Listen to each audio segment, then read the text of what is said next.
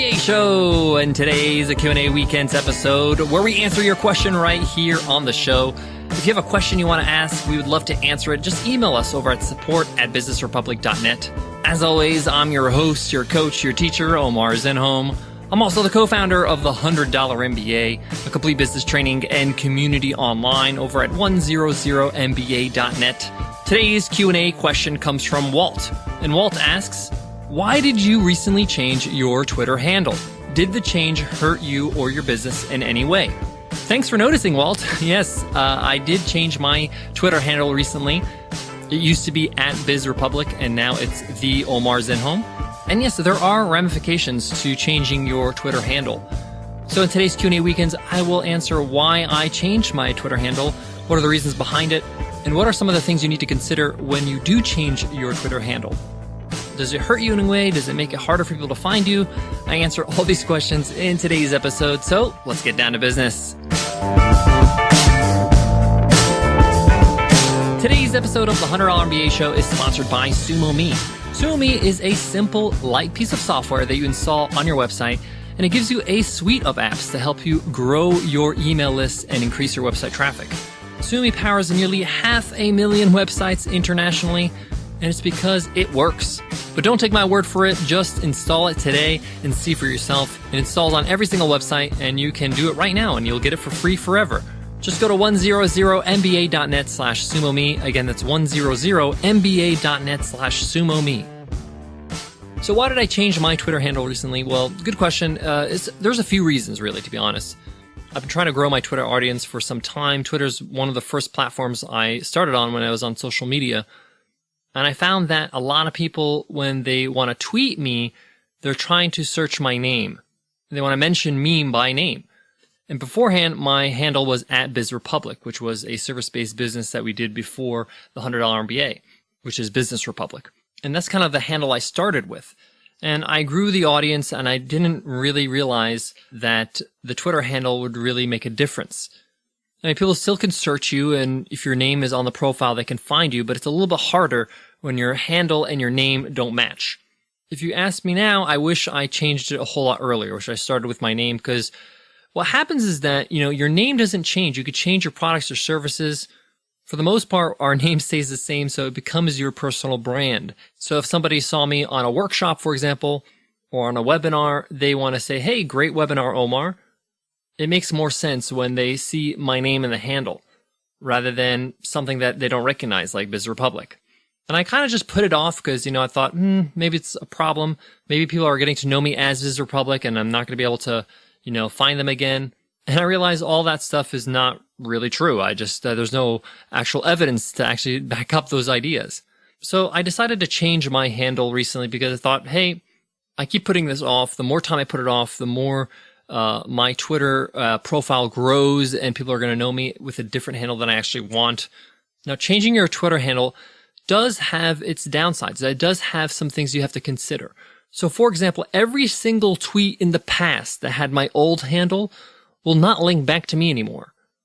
It'll go to this page is not found. So if somebody has, mentioned me in a tweet anytime before I change my handle, and somebody wants to click on that handle doesn't exist anymore because, again, I changed it.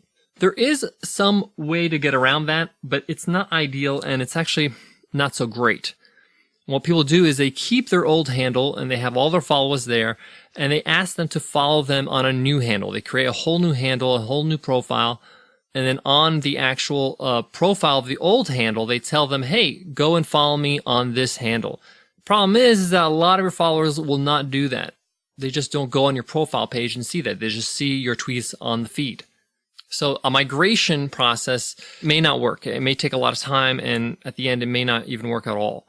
I've seen people try to do this, and it's just not a successful mission. Twitter's not made for that, or it doesn't lend itself to have people forward to a new kind of profile.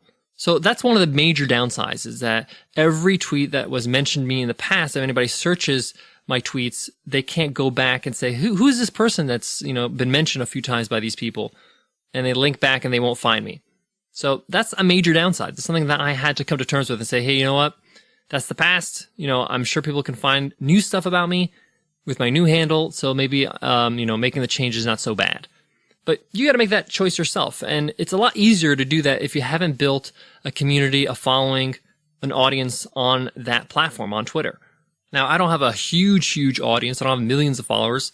I have nearly a little over 9,000. But what I focused on is trying to, have people that follow me, that actually know who I am, that actually follow our work, that know what we're all about. So when I changed the handle, it wasn't a major shift because people kind of knew my name and can search for me and find the new handle.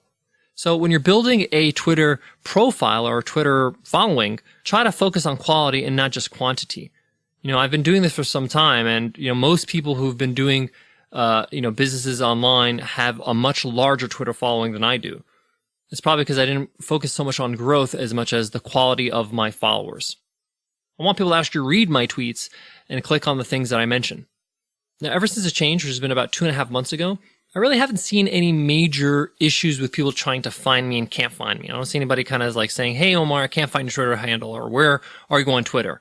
I think they just search me, and because my name is in the handle, they can find me easily. So from that regard, it's not hard. The opposite, though, is true. When people know your handle, like they're searching Biz Republic, I don't come up anymore. They might be saying, oh, maybe this person is not on Twitter anymore. And again, this is when your audience knowing who you are is really important. And they're not just following random people.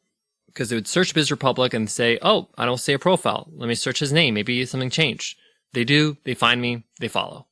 So if you're thinking about changing your Twitter profile, maybe you're not just happy with the name, maybe you change your branding, it's not the worst thing in the world to do. It's not like catastrophe is going to happen. And at the end of the day, social media is not your business. It's a great way to communicate with your audience, but it's not going to make or break you online. But I do recommend, if you are getting started, to use your name. Your name is kind of who you are. It becomes your personal brand. And I think social media is really good for your personal brand.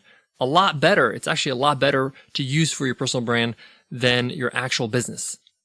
Guys, I got more on today's Q&A weekends, but before that, let me give love to today's sponsor, Earth Class Mail. Guys, I want to tell you about Earth Class Mail. It moves your snail mail to the cloud, giving you instant access 24/7, and it integrates with the tools and services you use every day.